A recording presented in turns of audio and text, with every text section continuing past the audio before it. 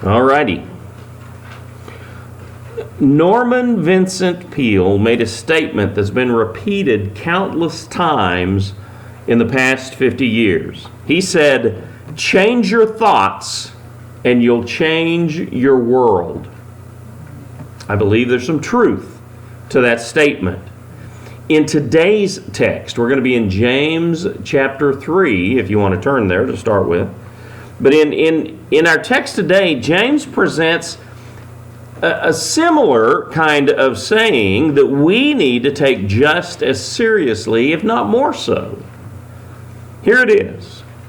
Change your words and you'll change yourself. Here's the key verse of this passage. It's in James 3, verse 2. So, for we all stumble in many ways. If anyone does not stumble in what he says, he is a mature man who is also able to control his whole body. And I think what James is saying here is that in order to become the kind of person that you want to become, to be in control of your life, you begin by taking control of your tongue.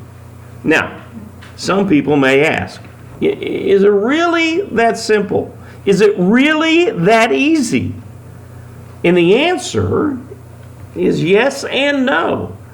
Yes, it's really that simple. But no, it's not easy to do at all. As anyone who's ever tried to control their tongue has learned. In this passage, James describes the awesome power of the tongue. Listen to what he says. I'm going to read verses 3 through 6. It says, "Now when we put bits into the mouths of horses to make them obey us, we also guide the whole animal. And consider ships. Though very large and driven by fierce winds, they are guided by a very small rudder wherever the will of the pilot directs. So too, though the tongue is a small part of the body, it boasts great things. Consider how large a forest a small fire ignites. And the tongue is a fire. The tongue, a world of unrighteousness, is placed among the parts of our bodies. It pollutes the whole body, sets the course of life on fire, and is set on fire by hell." That's the power of the tongue. In these verses, James is focusing on the negative aspects of what words can do. That's mainly because he's writing this chapter as a warning to believers to begin to take seriously what it is that they say. But what we need to remember is that the opposite is true as well. Just as words can be used to destroy, they can also be used to build up. Just as words can be used to hurt, they can also be used to heal. So we need to be careful how it is that we use our words. James compares the tongue to a ship's rudder, saying how the tiny rudder can turn a mighty ship this way and that.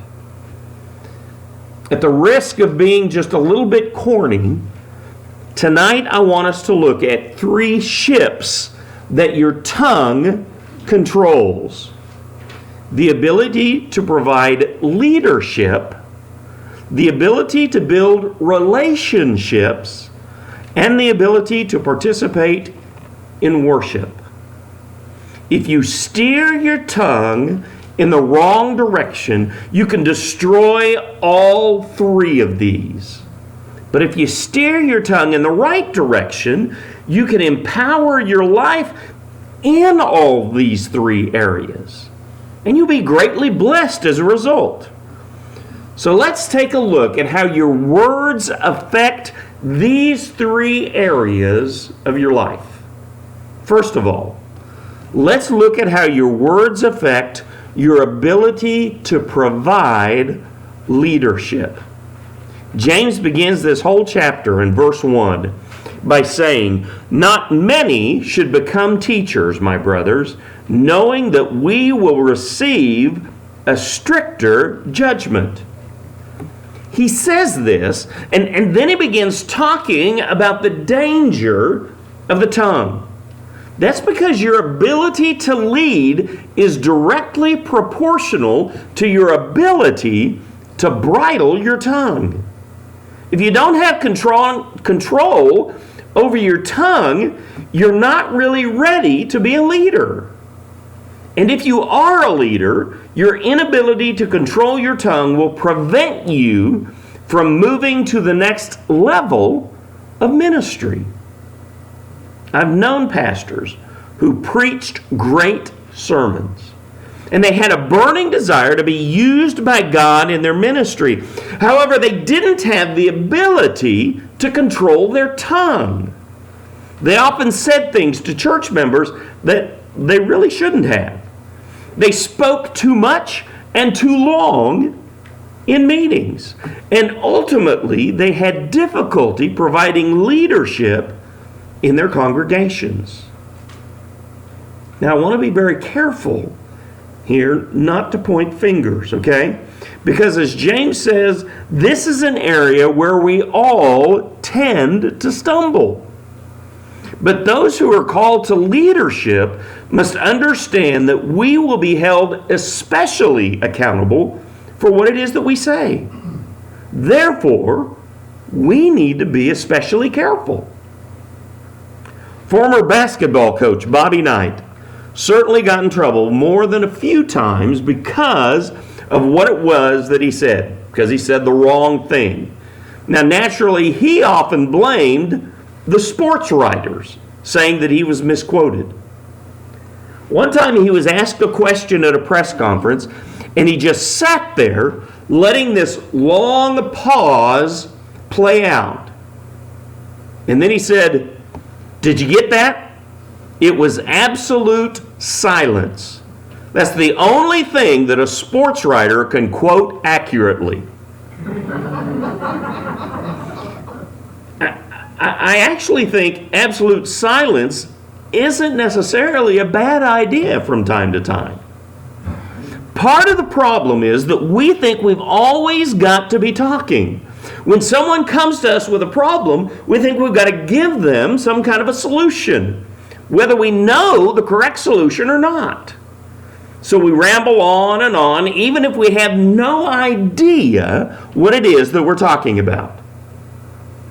If you've ever been through a tragedy, you know how easily the pain of the tragedy can be, and how it can be compounded by supposedly well-meaning people who come up and say the most inappropriate things. Now, I'm going to be honest with you here. I'm not real comfortable in making hospital or bereavement calls. I've had to do it from time to time in churches when there wasn't a pastor around. But I'm not comfortable with that. What I did most of the time after I got there, had a little bit of small talk, but then I just sat there. I didn't really know what to say, so I didn't say anything.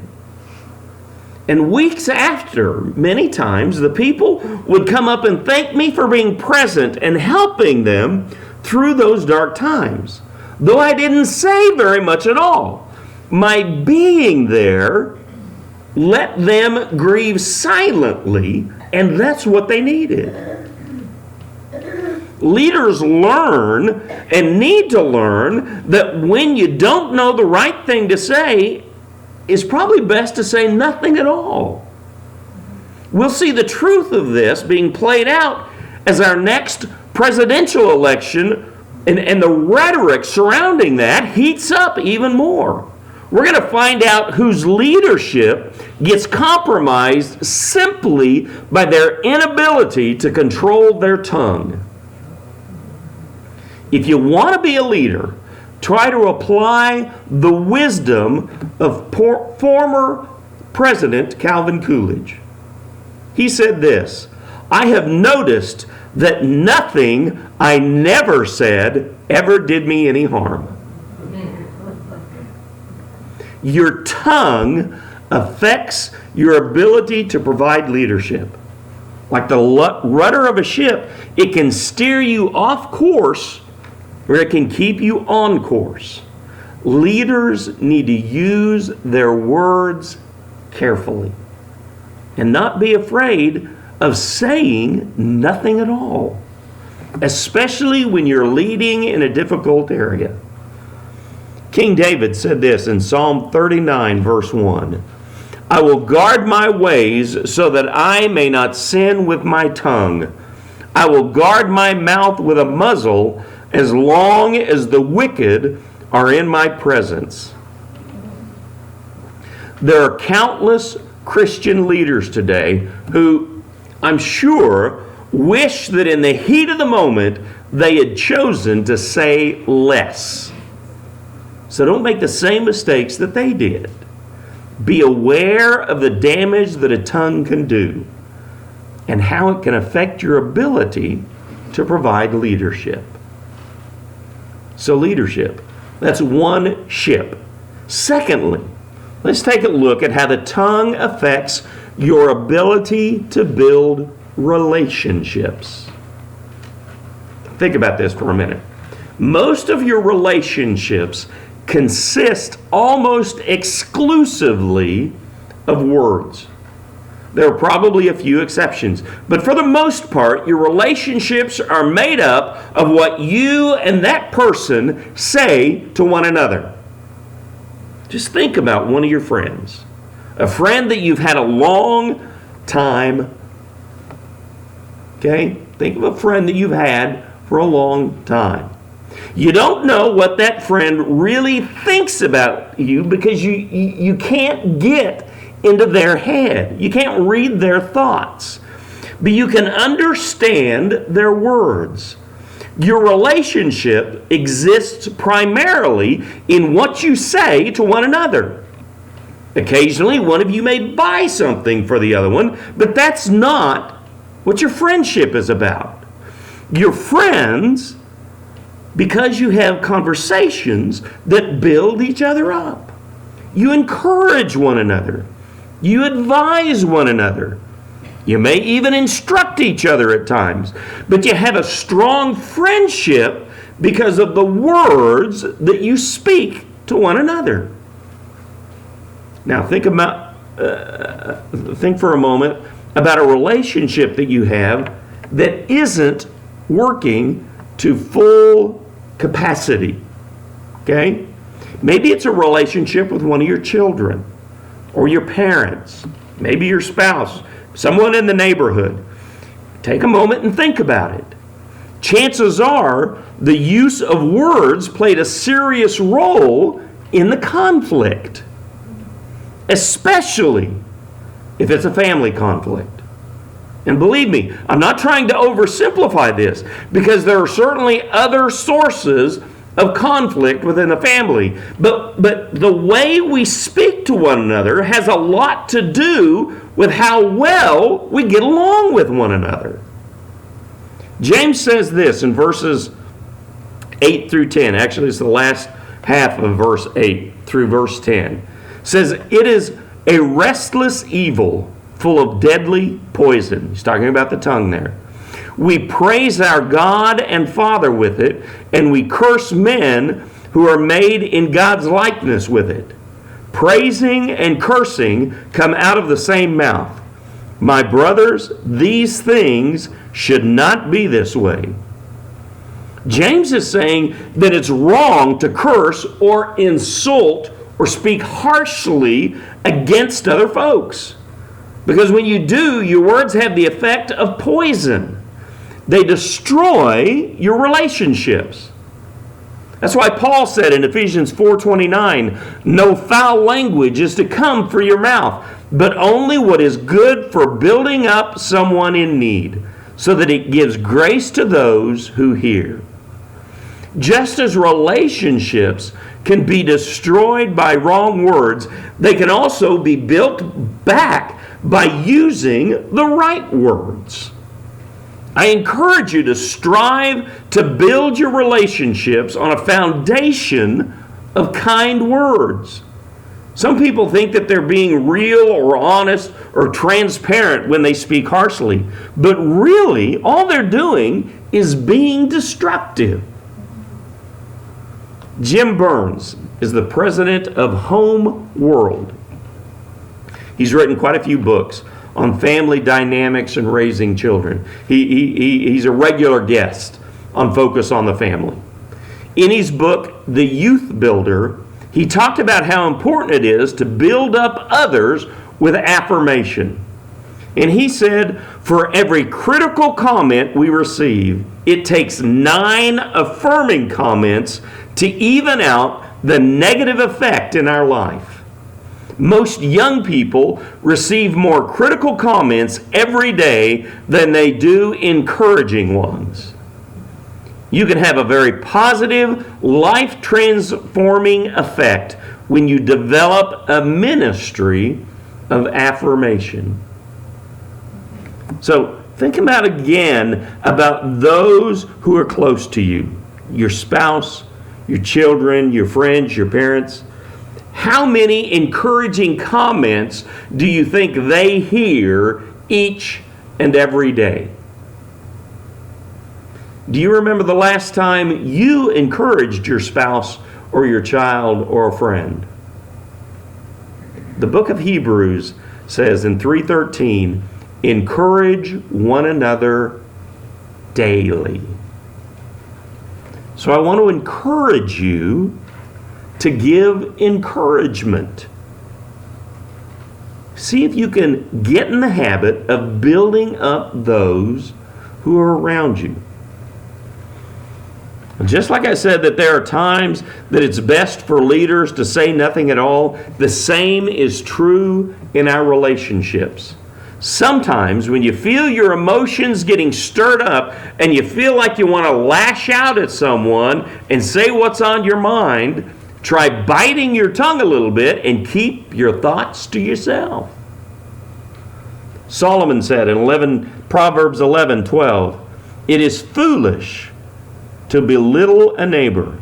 A person with good sense remains silent. So be aware of the damage that the tongue can do and how it can affect your ability to build relationships. That's the second ship. Last, let's take a look at how the tongue affects your ability to participate in worship. Go back to James chapter 3, verses 9 through 12. It says this, we praise our Lord and Father with it, and we curse men who are made in God's likeness with it. Praising and cursing come out of the same mouth. My brothers, these things should not be this way. Does a spring pour out sweet and bitter water from the same opening? Can a fig tree produce olives? My brothers, or a grapevine produce figs? Neither can a saltwater spring yield fresh water. James is saying that there has to be some consistency between the way we address others and the way that we address God. Many years ago, before I even got in the ministry, the church that I grew up in, our church was having a revival. And at this church, the habit was on Sunday nights, for the youth, whatever youth could, and the young adults that were in the church, we would all go to Pizza Hut and eat after church. We'd get there and we'd go in and we'd put all the tables, a bunch of tables together, and we just sat down in this huge group, and we'd order pizza and just talk and have fun and just fellowship with one another. That was a regular occurrence. Every week on Sunday nights, you could find me at Pizza Hut. Okay, because I went with the group. I drove a lot of times. Anyway, we had this revival service, and on the Sunday night of the revival, it was no different. We all went to Pizza Hut, and we were sitting there. We had our chairs together, and we were all gathered around talking and laughing and just having a good time. And then coming in the door was the gentleman who was leading the revival. He came in with his wife and his 3 young children. And it was very obvious that they had been having an argument in the car, because it bled over once they got inside. I'm sure they saw us, they just didn't know who we were, that we were from the church. And they sat in a booth on the other side of the building, and they continued their arguing with one another. And there were some things said that really weren't that pleasant.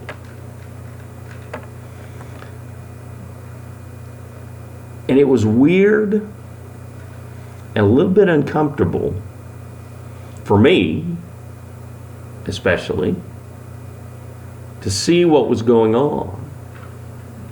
And the strange part was actually the next night, because there they were, smiling and holding hands and hugging,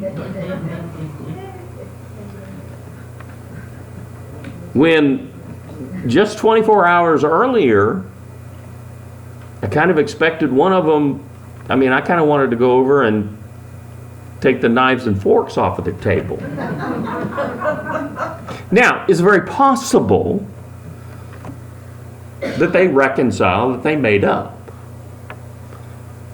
But the entire rest of the week, all that was in the back of my mind was, what I'm seeing up there isn't real.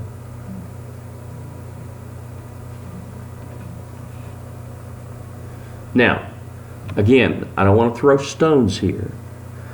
As James said, we all stumble in the area of holding our tongues. But what I want to do is examine my own heart. And I challenge you to examine your own heart as well, to see that there is consistency in how you speak to others and how you speak to God. That's something that troubles me about so many of the Christian blogs that I read. There are some really mean people out there, and if you don't agree with them, they're going to rip you to shreds. Now, I'm not talking about people who are debating issues. I'm talking about people who are literally attacking one another with words, with what they're typing out, insulting one another, calling each other names, all in the name of truth and all in the name of being children of God. I would think that it's enough to break God's heart. You can't claim to speak well of God while you speak ill of others. If you want your worship to be pleasing to God, you have to take control of your tongue. Would anybody here be willing to talk to God the way you do your spouse sometimes?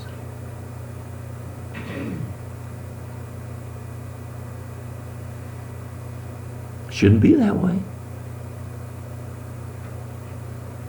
How you speak directly affects your ability to participate in worship. That's the third ship that your tongue can take control of like a rudder. When you're sick and you visit the doctor, what's one of the first things he says? Stick out your tongue. And it seems like a doctor is always able to tell what's wrong with you just by looking at your tongue. This is true, though, in a spiritual sense. Your tongue has the ability to spread poison throughout your life, and it can infect everyone around you. That's why James gives us a very solemn warning about the tongue. In verse 6, he said, it pollutes the whole body. But it doesn't have to be that way. Instead of speaking words that belittle others, you can speak words that bless others. Instead of speaking words that hurt, you can speak words that heal. Instead of speaking words of criticism, you can speak words of encouragement. The tongue is powerful, not only in its ability to wreak havoc, but in its ability to create lasting change in your life. James 3:3 says, if anyone does not stumble in what he says, he is a mature man who is also able to control his whole body. Every one of us needs to learn to control their tongues. Because when you change your words, you'll begin to change yourself. Take out your prayer sheets, if you would.